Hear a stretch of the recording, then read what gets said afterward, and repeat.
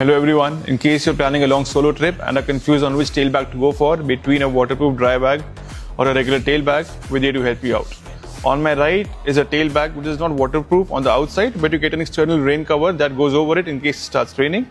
On my left is a dry bag that is completely waterproof on the outside. In case it's raining, there is no harm or nothing inside gets wet. So with regular tailbacks, the good part is there are multiple pockets inside. In case you need a tailback in which you can put your documents, your extra stash, your chargers, and you need quick access to them, this is the right tailback to go for. They have pockets all around. Without even opening the main compartment, you can access those things. Whereas, in case you're going to pack all your stuff in a main compartment, you don't need quick access to that stuff during your ride, we'll recommend a dry bag. Also, in case the condition you're riding in is uncertain, it can be raining, it won't be raining, it can be dusty or dirty.